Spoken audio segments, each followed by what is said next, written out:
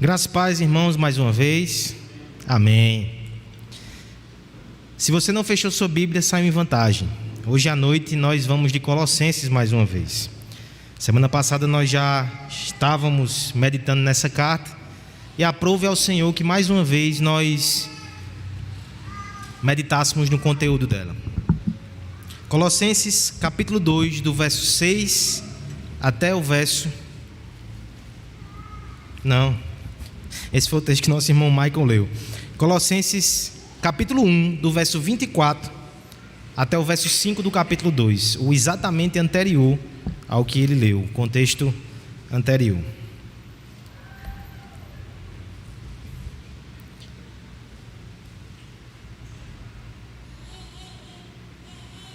Você não precisa estar no jardim há muito tempo para perceber que nós temos uma ênfase muito grande aqui em Cristo e no Evangelho. Nós cremos que Cristo deve ser pregado não somente para a salvação, claro, mas também para a santificação, para o fortalecimento, para o crescimento dos crentes. Cristo, nós precisamos de Cristo. Semana passada nós ouvimos uma mensagem aqui em Colossenses que mostrou isso ao nosso coração. Cristo deve ser pregado, irmãos, sempre. Mas a pergunta que eu gostaria de te fazer nessa noite é um segundo momento. Como Cristo deve ser pregado? Eu não estou falando somente do conteúdo, eu estou falando até da forma nesse segundo momento. No livro Eu Creio na Pregação, o falecido pastor John Stott, ele narra um episódio muito inusitado. Um filósofo chamado David Hume, na Inglaterra do século XVIII, de repente foi visto andando rapidamente, quase que correndo. E um amigo seu parou e perguntou para onde ele ia, com tanta pressa. Aquele homem disse: eu vou ouvir George Whitefield pregar, um grande pregador, um grande avivalista da história da igreja. E aquele homem se espantou, porque sabia que David Hume era cético. A sua filosofia, que até hoje é estudada, é o ceticismo. E aquele homem perguntou: mas você não crê no que George Whitefield prega, por que você está querendo ir vê-lo? O filósofo teria dito: eu não creio, mas ele crê, por isso eu quero ouvi-lo. Não basta somente pregar Cristo, a forma com que nós pregamos também é importante. É sobre isso que o apóstolo Paulo fala nesse texto. Ele vai nos mostrar como Cristo deve ser pregado por nós, enquanto igreja, enquanto indivíduos. Acompanhe comigo a leitura. Colossenses capítulo 1, a partir do verso 24. Leia comigo e acompanhe com muita fé e com muita atenção, sabendo que Deus pode falar ao seu coração nessa noite através desse texto. Agora me regozijo nos meus sofrimentos por vós, e preencho o que resta das aflições de Cristo na minha carne, a favor do seu corpo, que é a igreja, do qual me tornei ministro, de acordo com a dispensação da parte de Deus, que me foi confiada a vosso favor para dar pleno cumprimento à palavra de Deus, o mistério que estava oculto dos séculos e das gerações, agora todavia se manifestou aos santos, aos seus santos, aos quais Deus quis dar a conhecer qual seja a riqueza da glória deste mistério entre os gentios, isto é, Cristo em vós, a esperança da glória, o qual nós anunciamos, advertindo a todo homem e ensinando todo homem em toda a sabedoria, a fim de que apresentemos todo homem perfeito em Cristo. Para isso é que eu também me afadigo, esforçando-me o mais possível, segundo a sua eficácia, que opera eficientemente em mim. Gostaria, pois, que soubesseis quão grande luta venho mantendo por vós, pelos laodicenses e por quantos não me viram face a face, para que o coração deles seja confortado e vinculado juntamente em amor, e eles tenham toda a riqueza da forte convicção do entendimento, para compreenderem plenamente o mistério de Deus, Cristo, em quem todos os tesouros da sabedoria e do conhecimento estão ocultos. Assim digo, para que ninguém vos engane com raciocínios falazes. Pois, embora ausente quanto ao corpo, contudo, em espírito estou convosco, alegrando-me e verificando a vossa boa ordem e a firmeza da nossa fé em Cristo. Vamos orar mais uma vez? Pai bendito, a Tua palavra foi lida. Pedimos humildemente, Pai, que por misericórdia e graça fale ao Teu povo nessa noite. Usa esse pecador para transmitir a outros pecadores que precisam da Tua graça, a Tua palavra, o Teu poder, o Teu Evangelho. No nome de Jesus. Amém. Lembre um pouco comigo do contexto dessa carta e da sua organização geral. O apóstolo Paulo, ele estava preso. Quando ele recebe Epáfras, um ministro do Evangelho, que começa a falar sobre a realidade dessa igreja, Colossos, Paulo não conhecia essa igreja. Não foi ele que plantou essa igreja. Mas ele se compadece da situação daqueles irmãos. Eles enfrentavam um perigo, havia heresias se infiltrando dentro daquela igreja e havia inconsistências práticas na vida deles. Paulo escreve então essa carta para ajudá-los. Primeira coisa que ele faz então, capítulo 1, verso 1 e 2, ele se apresenta. Verso 3 a 8, ele faz uma ação de graças a Deus, acima de tudo ele é grato pelaquela igreja, independente dos problemas que eles enfrentam. Do verso 9 até o verso 12, ele faz uma oração. E no verso 13, que nós expomos semana passada, até o verso 23, a primeira coisa que ele faz é exaltar a pessoa de Cristo. Isso aqui já nos ensinou muito, né? Antes dos problemas doutrinários e dos problemas morais e dos problemas práticos, a principal necessidade e a primeira coisa que precisa ser feita: entendam como Cristo é glorioso e é maravilhoso. É a partir daí que seus problemas vão ser corrigidos. Até o verso 23 foi isso que Paulo fez. Agora veja, do capítulo 2, a partir do verso 6, o texto que nosso irmão Maicon leu ainda há pouco, Paulo, depois de fazer o primeiro ensino que é positivo, agora ele vai para um ensino mais confrontador. Ele passa a expor os erros doutrinários daquela igreja. Ele passa a confrontar os seus enganos. Isso é difícil, né, irmãos? Eu passaria aqui, domingo após domingo, somente com o ensino positivo, exaltando a pessoa de Cristo, e nenhum de nós seria incomodado. Mas quando começamos a falar sobre erros doutrinários e sobre pecados, aí começamos a tocar nas feridas. Isso é difícil, isso é incômodo, é difícil para o pastor, é difícil para quem ouve, mas é necessário. Mas veja que há uma transição aqui. Entre o ensino positivo e o ensino mais duro e negativo, Paulo apresenta algumas credenciais do seu ministério. Ele vai mostrar quem é ele e o que move o seu coração, o que move o seu ministério, para que aquelas pessoas possam receber o ensino. E aqui ele nos ensina como Cristo deve ser pregado. Nicodemos, em seu comentário em Colossenses, vai dizer que nesses versos do 24 até o 5 do capítulo 2, nós temos uma das exposições mais bonitas do que é o ministério pastoral. Mas ele mesmo vai dizer que esses princípios aplicam-se às lideranças de forma geral e aplicam-se também a cada pai que pastoreia a sua família, a cada mãe que cuida dos seus filhos, a todo cristão que em algum momento prega o evangelho para alguém. Todos nós somos pregadores do evangelho, todos nós devemos pregar Cristo. Eu prego no púlpito, mas as famílias aqui devem pregar esse Cristo ao coração dos seus filhos. Nós pregamos Cristo uns aos outros quando consolamos, quando advertimos e quando corrigimos. Nós pregamos Cristo ao mundo quando o Senhor nos dá a oportunidade de evangelizar.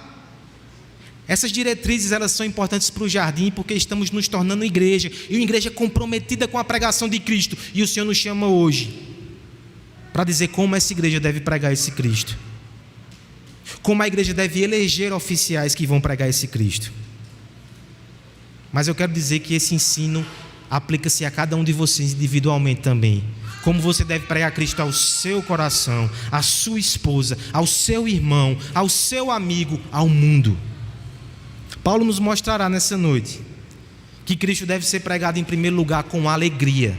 Versos 24 até o verso 27. Essa é a hora de você anotar, quem anota, né? Renato está ali. Segundo lugar, Cristo deve ser pregado com dedicação, dos versos 28 a 29. E por fim, Cristo deve ser pregado com amor pelas pessoas. Verso 1 ao verso 5 do capítulo 2. Vamos então mergulhar nesse texto e vamos analisar nesse texto o seguinte tema: o ministério superior. Como Cristo deve ser pregado. Primeira coisa então, irmãos, Cristo deve ser pregado com alegria. Eu peço que os irmãos leiam a uma só voz, de forma bem bonita, dos versos 24 ao verso 27, todos juntos. Agora me regozijo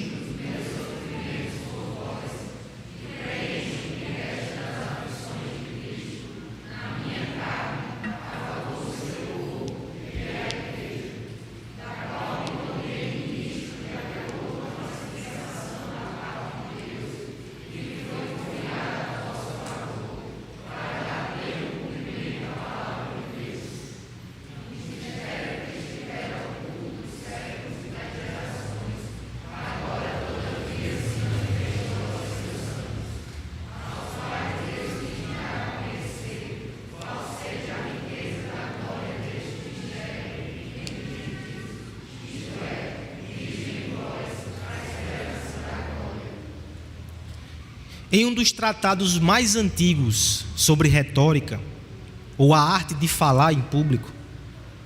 O filósofo Aristóteles dizia que um bom discurso, ele tem que ter 3 elementos. O primeiro deles, o logos, ou a lógica. Tem que ser um discurso bem organizado, as ideias têm que estar concatenadas. Mas não é só isso que faz um bom discurso. Tanto é que tem gente que escreve bem, mas não fala bem. Além do logos, é preciso ter o patos. Patos significa emoção, empatia. Essa é a raiz, patos. Ou seja, eu preciso ter um discurso lógico, mas eu também preciso transmitir com emoção para as pessoas. E por fim, logos, patos e ethos, ética.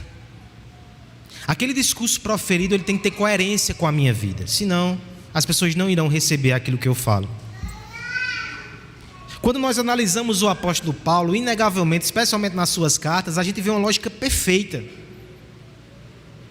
A ética também, ela está de acordo. Ele é um homem que vive aquilo que prega. Mas muitas vezes as pessoas olham para Paulo e não enxergam muito patos nele. Acham que ele é alguém frio, sem muitas emoções. Eu quero lhe mostrar que nesses versos aqui, há emoções muito fortes. Muitos fortes. Ele começa falando sobre a alegria, no verso 24. Mas não é a alegria que talvez muitos de nós esperávamos. Ele vai dizer: agora me regozijo nos meus sofrimentos por vós. Ele se alegra. Mas ele se alegra porque sofre pela igreja. Veja só, meus irmãos, que coisa interessante. Muitos são os motivos de alegria que nós podemos e nós devemos ter. Mas o apóstolo está nos ensinando que existe uma alegria que vai além das coisas que alegram o coração das pessoas e dos homens comuns dessa terra. É uma alegria espiritual. Ele se alegra porque vê o povo de Deus crescendo. E mesmo que sofra, esse sofrimento contribui para isso. Isso redunda em alegria no seu coração. Veja como ele entende essa missão e como isso é sério. Ele vai dizer: me regozijo no meu sofrimento por vós. Por quê? Porque nisso preencho o que resta das aflições de Cristo na minha carne, a favor do seu corpo, que é a igreja. Veja como Paulo enxerga o seu sofrimento. Ele entende que ele está completando as aflições de Cristo. Aqui nós não podemos entender que a obra de Cristo foi incompleta. Tudo que ele devia sofrer por nós na cruz, ele já sofreu, foi completo, foi perfeito. Mas a ideia aqui é outra. O princípio é muito simples. Você quer medir o seu amor, ou o amor de alguém por você? Veja o quanto essa pessoa está disposta a sofrer para que você fique bem. Essa é a régua. Essa é a régua nos casamentos, né? Essa é a regra nas amizades. O crescimento do outro muitas vezes envolve o nosso sofrimento, o nosso sacrifício. E o que o Paulo está dizendo aqui é que Cristo começou uma obra de sofrimento por amor, para que essa igreja crescesse e florescesse. E ele pegou o bastão de Cristo e ele continua nessa obra sofrendo pela mesma igreja que Cristo sofreu e como Cristo sofreu. E ele encara tudo isso como um privilégio. Cristo morreu por essa igreja, Cristo sofreu por essa igreja. E ele chamou Paulo para continuar essa obra. Ele se alegra com isso. Ele se alegra também, verso 25, porque foi o próprio Deus que escolheu ele para essa missão.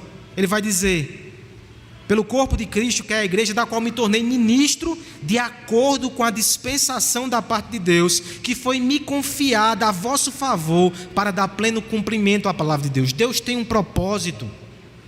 E nesse propósito ele precisa de pregadores, ele precisa de pastores, ele precisa de missionários. E Paulo foi escolhido para participar desse propósito. Ele, que antes era inimigo de Cristo, que antes perseguia a igreja, que era um pecador, segundo ele próprio, o maior dos pecadores, mas ele foi escolhido por Deus para essa missão. Ele está fazendo o que Cristo fez, sofrendo pela igreja de Cristo. Ele está recebendo uma missão do próprio Deus, uma missão gloriosa. E veja que agora ele descreve essa missão. Qual é a missão dele? Verso 26. É um mistério que estivera oculto dos séculos e das gerações. Agora, todavia, se manifestou aos seus santos, aos quais Deus quis dar a conhecer qual seja a riqueza da glória desse mistério entre os gentios, isto é, Cristo em vós, a esperança da glória.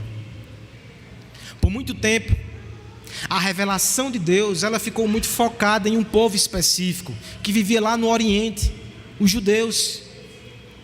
O resto do mundo estava em trevas, com raríssimas exceções.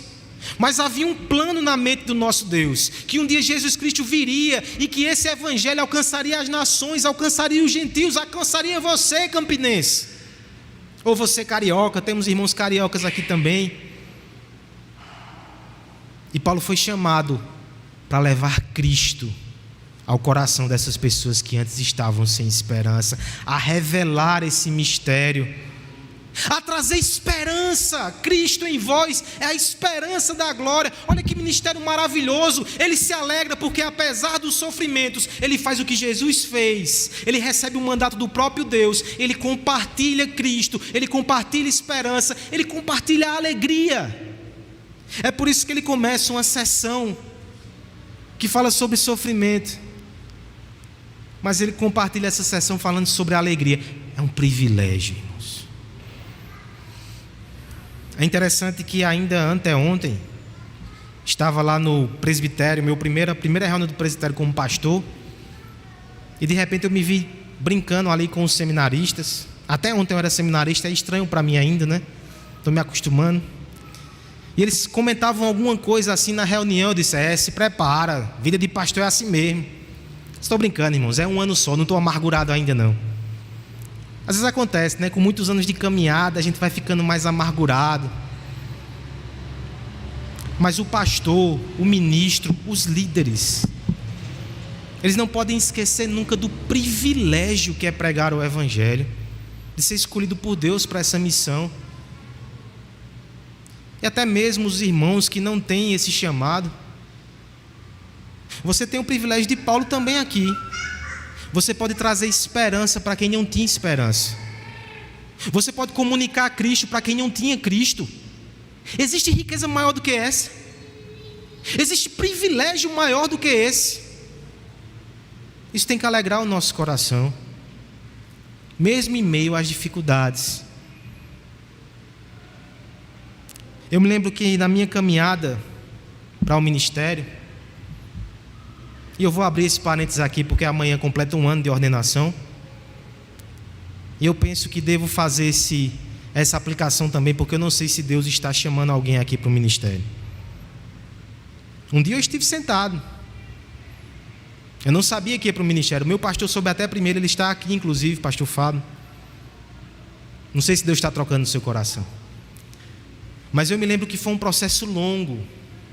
Ele me chamou para conversar, eu resisti. E foi 3 anos lutando para não ir para o ministério. Minha cabeça estava voltada para o curso de Direito. E num desses momentos decisivos, eu me lembro que o meu sócio esteve até aqui entre nós várias vezes, Voney, aperreado porque ia perder o sócio, né? Ele fez: eu tive ideia. Ele pegou o pastor mais duro que tinha na cidade, pastor Renan, que na época era da Presbiteriana Central, disse: Rodrigo, vai conversar com ele. A ideia dele é o seguinte: ele vai chegar lá, pastor Renan vai dar uma pressão nele, ele vai correr, ele volta para o escritório. Eu estava quase deixando o escritório, né? Eu fui. Eu me lembro que nessa época o nosso escritório era lá na casa dos meus pais. Ele ficou lá me esperando, né? Em oração. Quando eu voltei, eu disse: meu irmão, eu tive uma conversa muito dura, mas eu vou. O pastor Renan disse o seguinte: Rodrigo, sabe esse tapete que Enzo está pisando ali na porta, pulando inclusive? Esse tapete é o pastor. Olha como ele foi franco, né? E duro. Todo mundo que entra na igreja, ele vai entrar e vai dar uma pisadinha e vai esfregar o pé assim. É o pastor. Mas quando a pessoa levanta o pé e entra, que está um pouquinho mais limpa, o tapete fica tão feliz, ele cumpriu a sua missão. Se você entende para o que Deus está lhe chamando, mas se você entende que apesar do sofrimento você vai se alegrar com isso, então vá. Esse é o chamado de Deus. Eu sei que tem irmãos aqui nessa noite que talvez não tenham esse chamado, mas Deus está chamando para ser presbítero aqui no jardim. Não se engane, você é tapetinho também. Não se engane, muitas vezes você vai ter que sofrer. Tem aqui um presbítero aí com 15 anos, pelo menos, de atuação. Quantas noites ele não perdeu o sono por causa da igreja de Cristo? Mas eu te digo, irmão, não tem alegria maior do que ver a igreja crescer, do que ver famílias se fortalecendo, do que ver almas se entregando a Jesus. Nós devemos valorizar isso, nós devemos entender que esse chamado é maravilhoso. Ainda que você precise percorrer distâncias para anunciar Jesus Cristo, e a distância que Ele percorreu para te levar de volta a Deus, ainda que você precise enfrentar caminhos escuros e difíceis, a luz do sol da justiça raiou no seu coração e agora te chama para ser um servo dessa luz. Como a escuridão nesse mundo, nós precisamos de pessoas anunciando Jesus Cristo. Isso é uma alegria, isso é um privilégio. Todos caminhávamos para a condenação, até que um dia a cruz apareceu e mudou a direção dos nossos passos. E você pode relembrar isso toda vez que você traz alguém para perto de Jesus. Você pode compartilhar dessa alegria. Igreja Presbiteriana do Jardim, nós não podemos perder de vista que esse Cristo tem que ser pregado com alegria. Nós devemos se alegrar. Nós devemos ser uma igreja vibrante por causa de Cristo. Eu sei que algumas outras igrejas, elas tentam produzir alegria por meios artificiais. E nós não temos esses atrativos. Tudo aqui é muito simples, mas tem Cristo sendo pregado. Isso deve fazer com que você saia um sorriso aqui nos seus lábios todos os dias. Você está aprendendo de Cristo aqui, seus filhos estão aprendendo de Cristo. Eu sei que é difícil, faz barulho no culto, a gente está se adaptando, mas é o melhor lugar para se estar, essa é a melhor peleja. Eu te chamo inclusive, irmão, para nesse ano de 2021 se engajar mais com essa obra do ministério, participar mais do serviço, do trabalho da igreja. A gente tem tantos planos. A sua alegria vai ser maior na medida que você trabalha mais e você se envolve mais com a igreja de Cristo. Cristo deve ser pregado com alegria. Segunda forma que Cristo deve ser pregado, versos 28 e 29, Cristo deve ser pregado com dedicação. Leiamos esses dois versos todos juntos. O qual, 28 e 29, o qual nós anunciamos.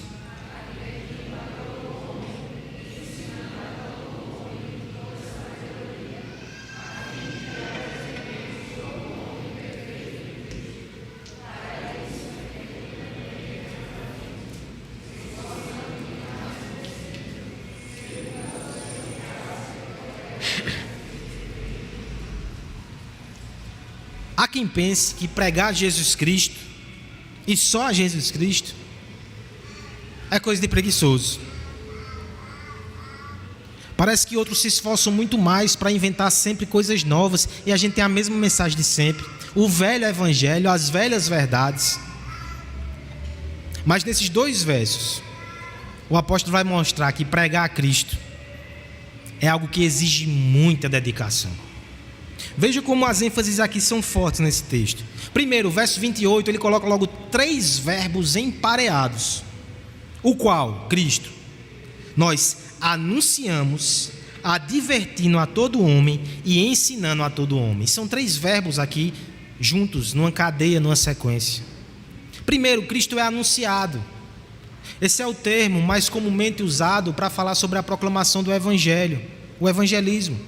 Cristo é anunciado. Mas esse Cristo, ele é anunciado, e Paulo faz isso também advertindo os irmãos, ou seja, é o que ele vai fazer no capítulo 2, a partir do verso 6, exortando, repreendendo, corrigindo. E ele fala também sobre o ensino positivo. Dentro disso aqui, irmãos, Paulo resume todo o ministério da igreja. A gente tem que evangelizar os perdidos, a gente tem que combater os falsos ensinos, e a gente tem que ensinar as pessoas a cada dia mais a doutrina de Cristo, como viver para Cristo, como parecer com Cristo e como glorificar a Cristo. Parece pouca coisa, mas não é. Isso é uma tarefa para a vida toda. E para deixar claro como isso é uma tarefa árdua, o apóstolo vai repetir também no verso 28 uma estrutura várias vezes. Perceba quantas vezes ele diz todo. Olha só como isso é forte. O qual nós anunciamos, advertindo a todo homem, ensinando a todo homem em toda a sabedoria, a fim de que apresentemos todo homem perfeito em Cristo. Esteticamente não ficou nem legal. Se fosse a redação do Enem da semana que vem, Paulo teria alguns problemas. Mas isso tem um propósito teológico aqui, irmãos. Ele está sendo enfático por uma razão. Ele quer dar intensidade ao texto. É um simples relato, mas ele quer mostrar que ele vai pregar a todos os homens. E ele vai fazer isso com toda a sabedoria, com todos os recursos que ele tem. Ele vai pregar a Cristo o homem todo, o homem completo, todas as suas necessidades, todas as áreas da sua vida. E ele faz isso com o objetivo, para que todo o homem... Está aí no fim do verso 29, no verso 28, para que ele apresente esse homem perfeito, todo perfeito a Cristo. Você vai dizer, Paulo, não sei se eu conto. Perfeito? Difícil. Mas na verdade a palavra grega aqui, teleios, não quer dizer perfeição sem pecado.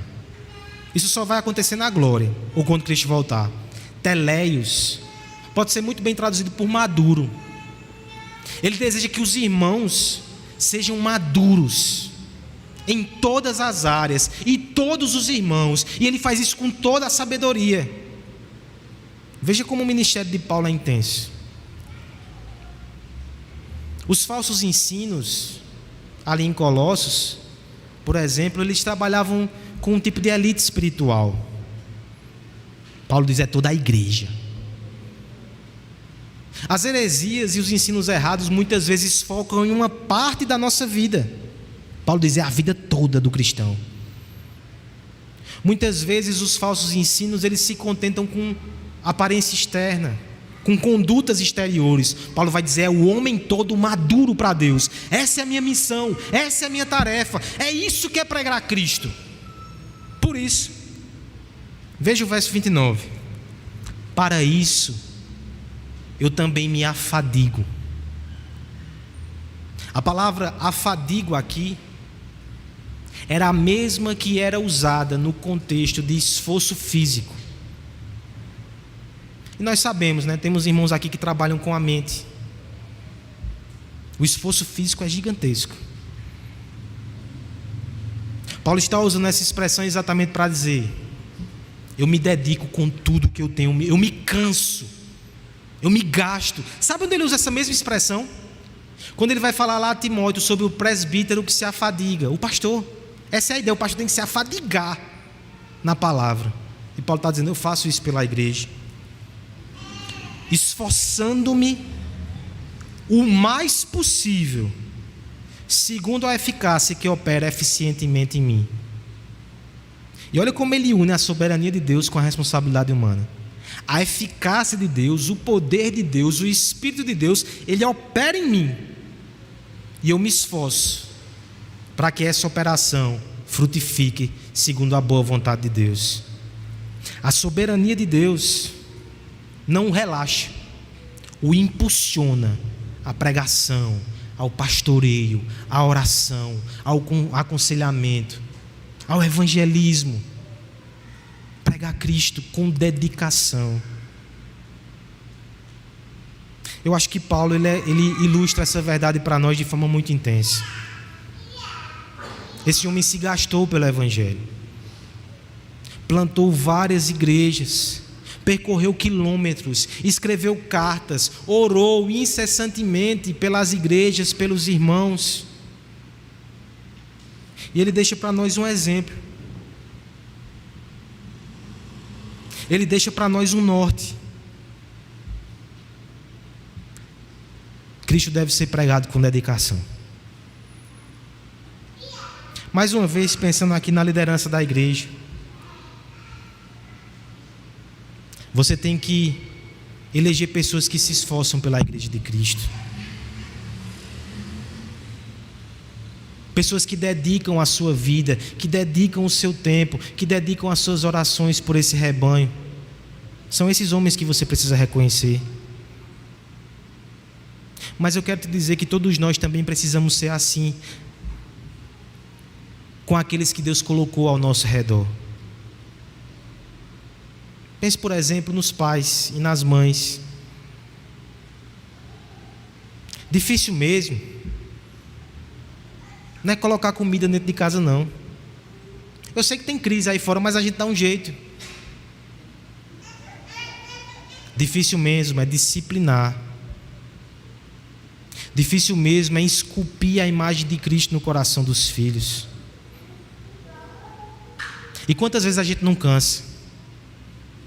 E quantas vezes a gente não entra no automático e deixa que a criança vá seguindo os seus passos, dá a roupinha, dá a comida e te vira aí, abençoado? Tu não quer? O Senhor te chamou aqui nessa noite para te lembrar que você tem que orar, tem que pregar, tem que ensinar, tem que insistir com dedicação, com toda a sabedoria que você tem, com todo o esforço.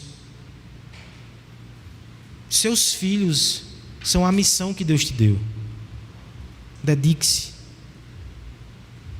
Talvez o seu caso aqui seja um filho, é o inverso, que já pregou tantas vezes para os pais, parece que não dá resultado. Talvez para um irmão que está longe de Cristo. Cristo deve ser pregado com dedicação. Você deve fazer de tal forma que as pessoas podem até dizer que você foi insistente demais, mas nunca vão poder dizer que você não tentou, que você não lutou pela alma delas.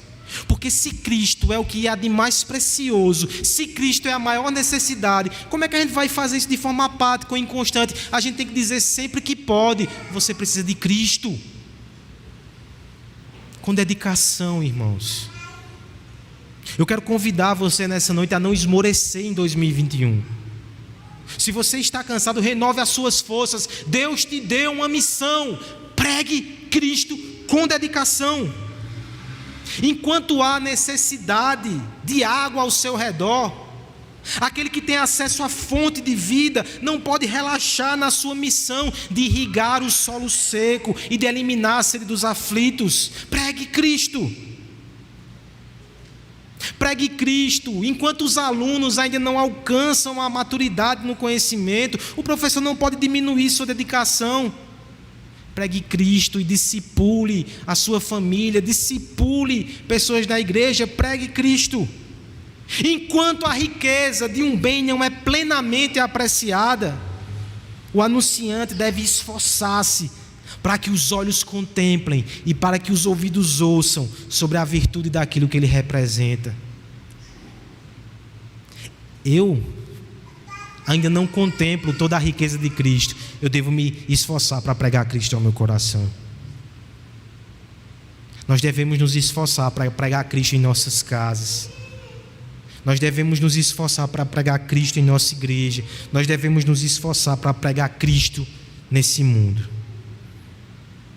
Renove seu compromisso com Cristo para 2021. Eu me lembro de uma frase de Charles Spurgeon que dizia o seguinte: nunca homem algum lamentou o que fez para Jesus, exceto talvez o fato de não ter feito 10 vezes mais. Se você chegou aqui hoje cansado, já falei tanto, já tentei tanto, já orei tanto, não vou fazer mais nenhum, faça, porque você faz para Jesus. Faça com dedicação. Cristo deve ser pregado com alegria, com dedicação e, por fim, com amor pelas pessoas. Vamos ler os últimos versos deste texto, capítulo 2, do verso 1 até o verso 5. Eu peço a ajuda da igreja mais uma vez. Vamos ler todos juntos em voz alta. Gostaria, pois,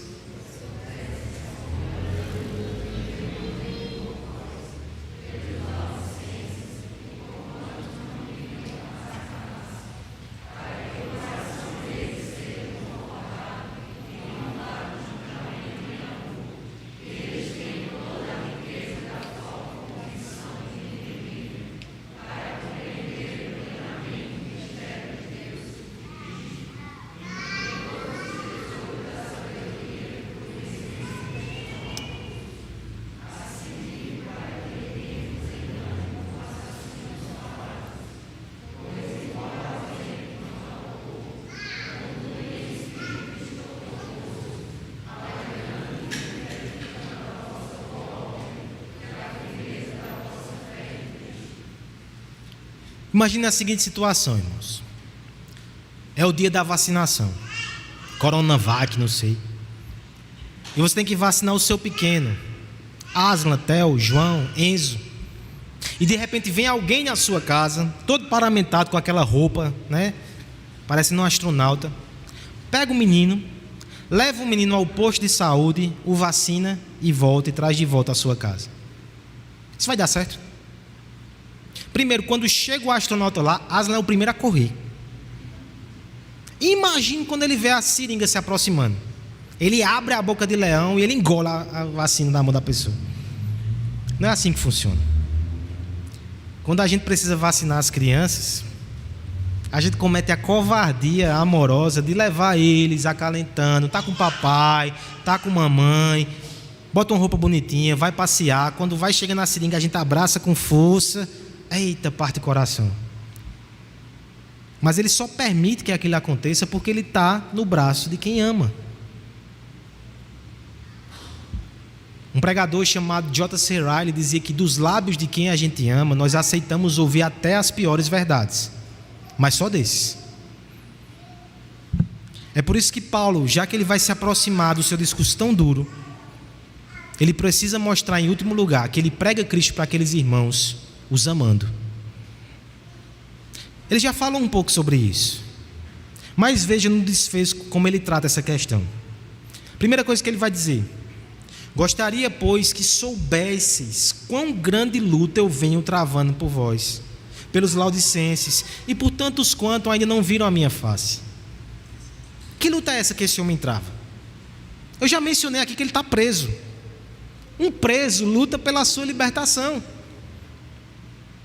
Mas Paulo está lutando pelos irmãos.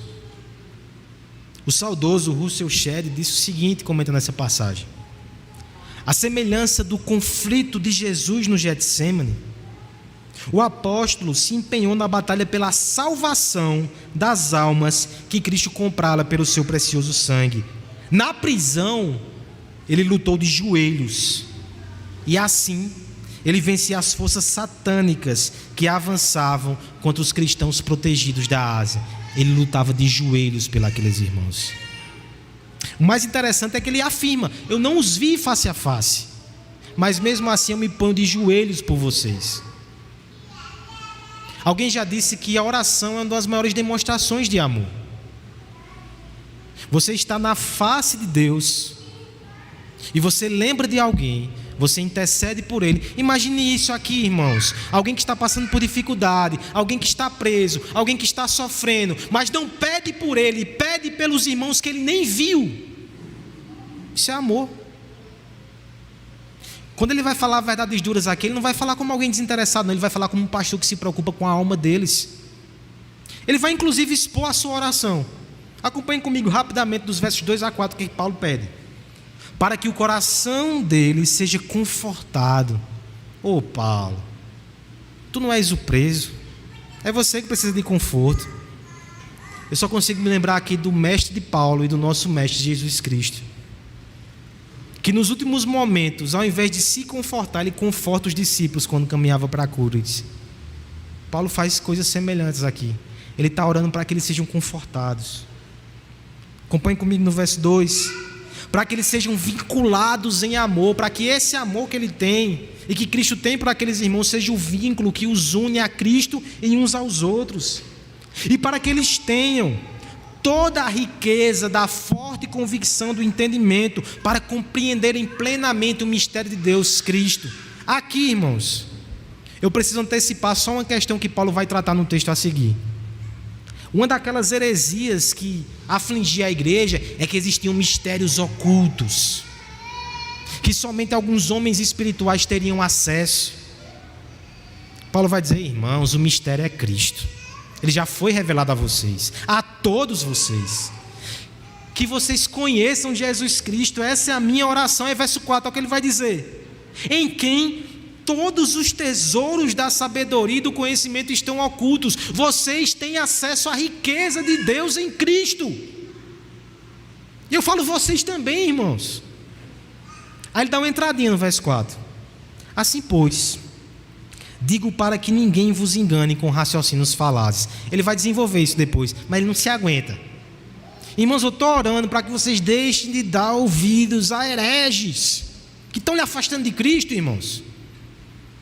Mas espera aí, antes de eu entrar nesse assunto tão difícil, que eu vou ter que bater um pouquinho em vocês com amor, a vara vai ter que ser usada, eu vou encerrar no verso 5 dizendo como é que está meu envolvimento com vocês.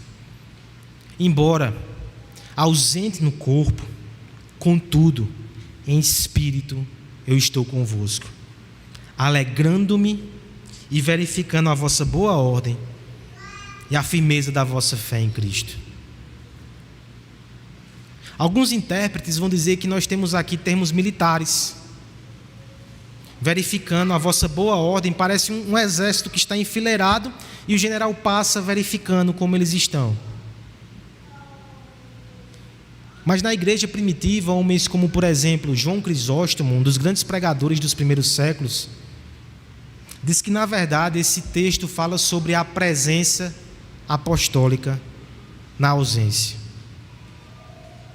Os apóstolos tinham tanto carinho pelas igrejas, que através das cartas e das orações, espiritualmente é como se eles andassem no meio do povo de Deus e fossem averiguando o trabalho e fossem se alegrando com o trabalho. Mesmo aqueles irmãos distantes, mesmo Paulo preso, mesmo sem ter nunca visto, espiritualmente Paulo estava com eles, se alegrava com eles e os ajudava. Estava unido a eles, fazia parte deles. Não era uma pessoa distante, mesmo que estivesse distante. Pregar a Cristo a gente não faz de forma desinteressada, como aquele comercial do posto Ipiranga, que alguém chega, para no acostamento e pergunta: olha, onde eu posso encontrar isso? Lá no posto Ipiranga. Mas lá no posto Ipiranga. É um homem todo desinteressado que diz: lá no posto Ipiranga. Isso não é pregar a Cristo. As pessoas vêm com demandas, vêm com questões e você só responde automaticamente: é Cristo, é Cristo. Paulo nos ensina aqui que tem que existir envolvimento, cuidado, atenção, oração, preocupação. amor. É isso que eles ensinam. É assim que tem que ser pregado Jesus Cristo. Você não deve sair daqui apressadamente falando. Você deve ouvir. Você deve sentir. Você deve considerar. E depois apresentar Jesus Cristo com cuidado e com preocupação pelas pessoas. Essa é uma tarefa da liderança. Essa é uma tarefa de toda a igreja. Porque fazer Cristo conhecido é, na verdade, compartilhar a demonstração mais concreta e crucificada do amor de Deus. Assim, esse discurso e esse ensino tem que ser adornado com o afeto daquele que aprendeu a amar com Cristo. Nós não podemos pregar o evangelho da reconciliação abandonando as pessoas que nos ofendem. Nós não podemos anunciar o evangelho do perdão divino sendo impaciente com os irmãos que demoram um pouco mais a aprender das verdades de Cristo. Não faz sentido anunciar o evangelho da graça exigindo uma perfeição dos outros que Cristo não exigiu de nós, mas nos deu a sua perfeição na cruz do Calvário. A verdade tem que ser dita, mas ela deve ser dita em amor. A franqueza que precisa acontecer, ela não anula a atenção, o carinho e o cuidado. Mesmo que você diga palavras duras, você tem que dizer com lágrimas nos olhos e com abraços de afeto. É assim que Cristo deve ser pregado.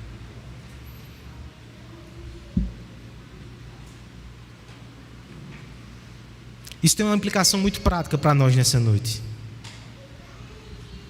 Você não vai conseguir crescer em Cristo, preste atenção no que eu vou dizer agora, somente ouvindo sermões. Você precisa ter relacionamentos de amor dentro da igreja. Você precisa se abrir até para um pastoreio mais próximo, para que Cristo seja pregado de forma mais amorosa, individual e particular ao seu coração. Vamos se envolver com isso em 2021, em ser igreja, para que Cristo seja pregado ao seu coração e para que você seja usado também para pregar Jesus Cristo. Que possamos aprender nessa noite, irmãos, com o apóstolo Paulo, mas não somente com ele, também com o Cristo que ele prega, porque foi esse Cristo que suportou a cruz em troca da alegria que estava proposta. Por nossa alegria ele suportou a cruz. Pregue Cristo alegremente. É esse Cristo que se esforçou, que agonizou em oração no Getsemane e depois foi para a cruz. Pregue esse Cristo com dedicação e entusiasmo. Foi esse Cristo que nos amou quando éramos inimigos, que colocou os nossos nomes no seu peito e que foi até a cruz do Calvário e nos manda amar uns aos outros. Pregue Cristo com amor. Ame os seus irmãos, ame os perdidos e pregue Jesus Cristo com alegria, com dedicação e com amor. Pregue o Evangelho de Cristo de uma forma coerente com o Cristo do Evangelho. Essa é a nossa missão, enquanto igreja, enquanto famílias, enquanto cristãos. Vamos orar nesse momento, pedindo a graça de Deus para cumprir esse chamado,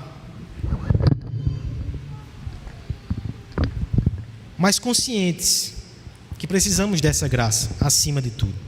É por isso que esse evangelho que foi pregado agora, ele será pregado novamente de maneira visível. Porque talvez você olhe para si mesmo e diga: Senhor, como eu preciso melhorar. Eu quero pregar mais o Teu nome em 2021, mas eu não tenho forças para isso. Como é que eu vou me dedicar se eu estou cansado? Como é que eu vou pregar Cristo com alegria se eu estou entristecido? Como é que eu vou pregar Cristo com amor se meu coração anda tão seco? Nessa noite Cristo diz: vem, filho, eu vou te alimentar, eu vou cuidar de você, eu vou te fortalecer, eu vou pregar Cristo ao seu coração, para que você pregue Cristo ao mundo. E isso Ele vai fazer agora, através da mesa do Senhor.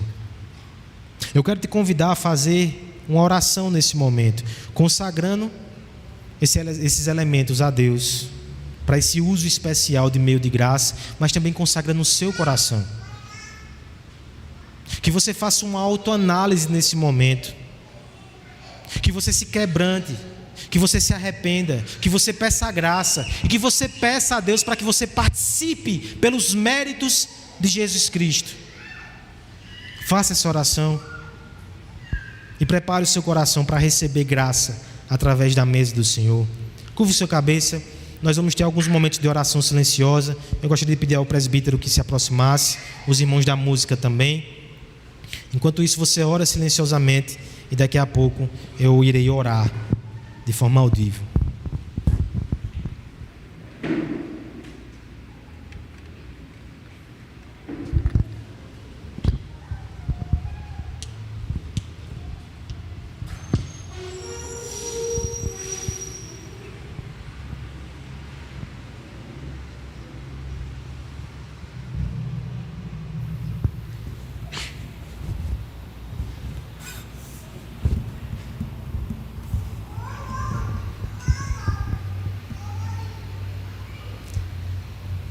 Pai amado, nós te louvamos e te agradecemos porque a tua palavra, ela fala aos nossos corações e ela comunica Jesus Cristo a nós.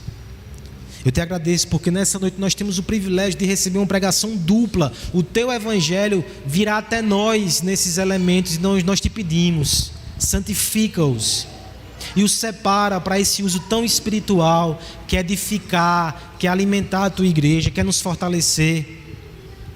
Nós reconhecemos que somos pecadores, que dependemos de Ti e que só podemos nos assentar nessa mesa como filhos Teus por causa do Teu Filho Jesus Cristo, o Filho perfeito que se deu por nós.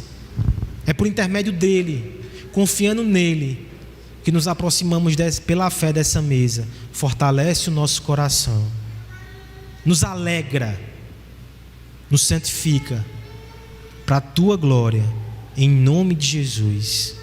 Amém.